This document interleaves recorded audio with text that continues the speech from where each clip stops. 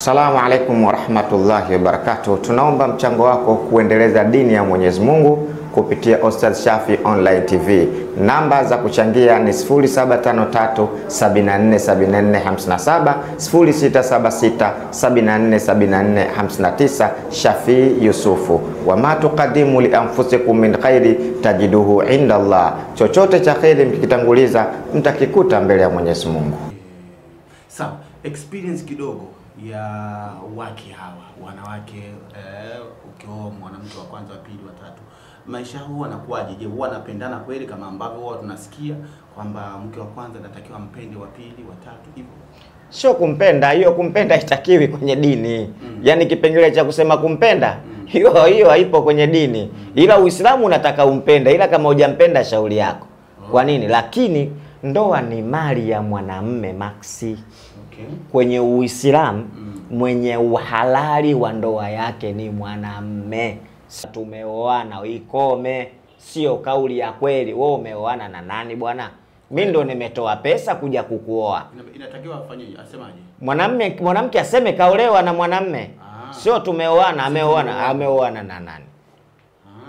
Na ndio maana nimeolewa na wewe. Mwanamke kaolewa na mwanaume.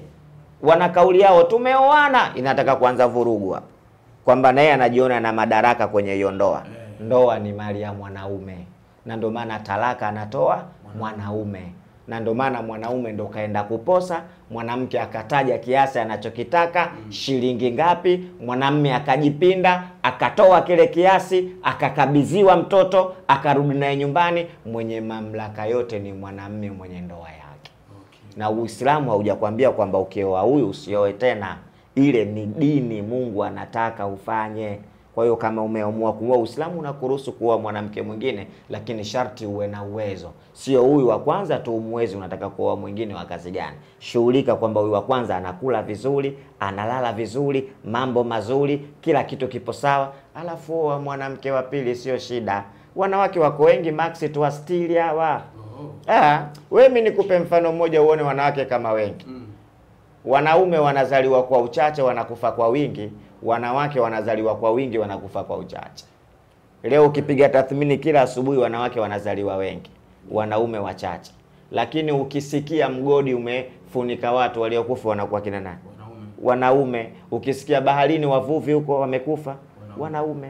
Kwa hiyo sisi tunazaliwa kwa uchache, tunakufa kwa wingi. Wanawake wanazaliwa kwa wingi, wanakufa kwa uchache. Tugawane wanne. Ni lazima tugawane? Sio lazima, lakini mimi naomba tugawane. Ili wale waenee. Sasa wale haja zao watazitoa wapi? Kwa hiyo Uislamu unatazama mbali sana bwana Max. Kwa hiyo Diamond kama kaoa, tumuombe dua katika ndoa yake. Imfanye ndoa yake arudi katika mstari wa Mwenyezi Mungu, kwa sababu tusiwe tunachagua vitu vya kufanya katika dini. Ukichagua kuoa manake umemkubali Mwenyezi Mungu.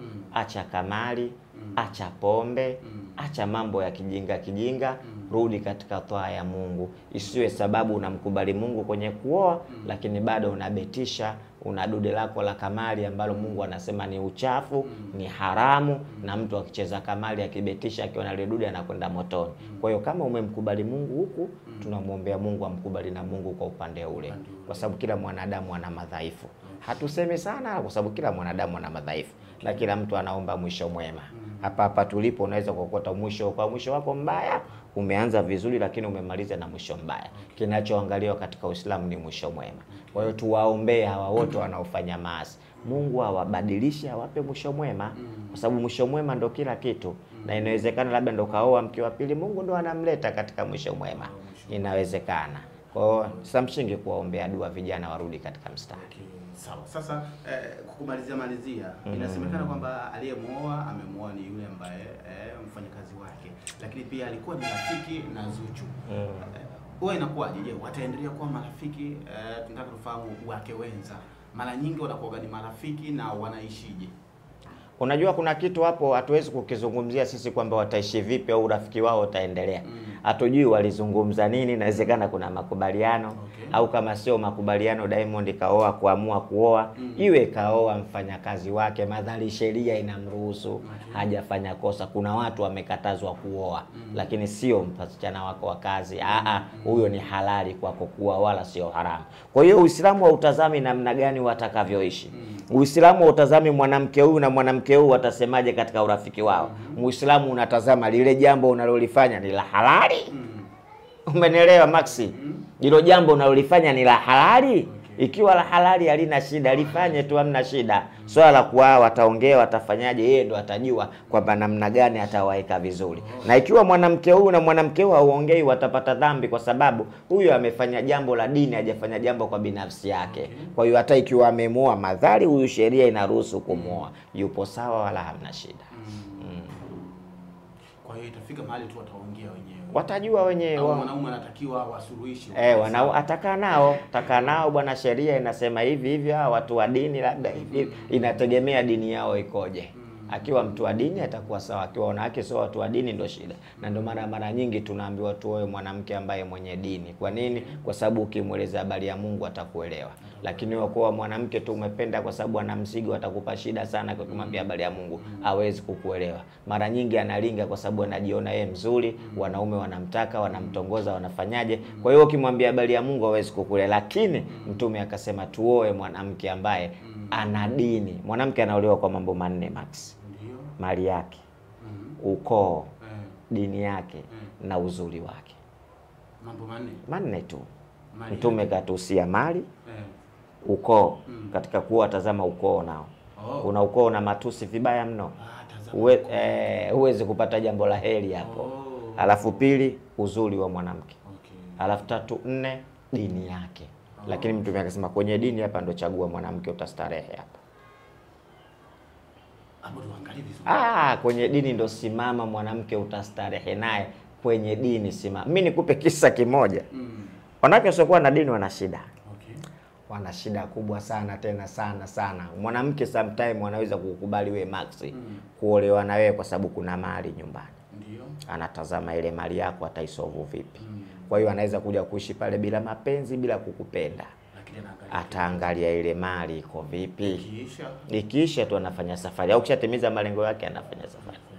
Kuna baba mmoja alirudi kazini akawa anamwambia mkewe, mke wangu bwana, kazini kule wenzangu wote wamekufa, ofisi imeungua moto. Nimepona peke yangu. Anaambia ofisi moto, nimepona peke yangu. Mke wake akamwambia, mume wangu, Mungu anakupenda sana wewe. Tazama sadaka hizo, sala zako, maombi, Mungu kakunusuru.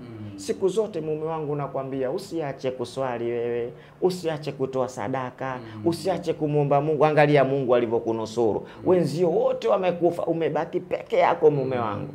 Mshukuru sana Mungu. Mwanamke akamwambia, uliponaje sasa wewe mume wangu ofisi moja? Mwanamume akamwambia, bwana mimi nilishikwa na haja kubwa. Vile vyoo vya ofisini vyote pale vikawa vimejaa. Nikaamua kwenda kwa jirani kule kujisaidia.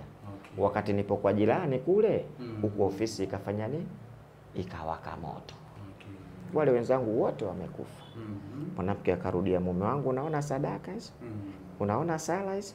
Unaona maombi Mungu kakutoa Mungu, kakubebesha haja kubwa ili mradi utoke tu pale mahala wenzio wafe. Mwanamke akasema, lakini wale wenzangu waliokufa wake zao wamefidiwa hela kwa ajili ya maisha. Mwanamke akaweza, unasema? Mwanamke sasa anamuuliza, unasema wamefidiwa hela shingapi? Kwamba wake zao wamepewa milioni 10. Kwa sababu wanaume zao wamefanyaje? Wamefiwa, ili wamekufa ili wao zile pesa ziwasaidie. Mwanamke alisimama, kaambia, unasema shingapi? Milioni 10. Basi akageuka mwanamke, unaona kunya kwako unavyotokosesha hela? Akili imeruka, kasahau kwenye hela. Anamwambia, umeona alivyotokosesha hela? Kwa hiyo watu nao wanawake wa kuwaangalia. Yupo mwanamke anakubali tu kuolewa kwa sababu pale kuna mali, ana mapenzi ya dhati. Na ndio maana tukaambiwa chagua mwanamke mwenye dini, utafurahia maisha yako. Neno lako moja kwa mwana Nasibu Diamond Platnumz kwa hiki ambacho umekifanya. Mimi Nasibu kama ameoa namuombea dua, lakini namuomba arudi katika mstari. Unajua Nasibu ni kioo cha jamii. Vile anavyovaa misalaba mimi inaniumiza sana, mtoto wa Kiislamu. Vile anavyojichola chola, kuna watu wanaiga sana vile vitu.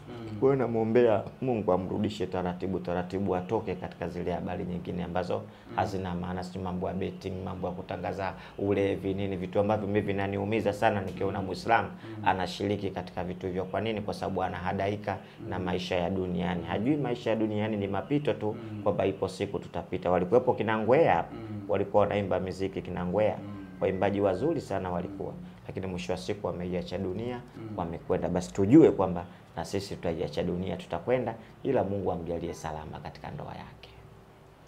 Yes, bwana, ni maneno ya Sheikh Shafi au bwana, kama ambavyo umesikiliza ni Max Media. Totalio.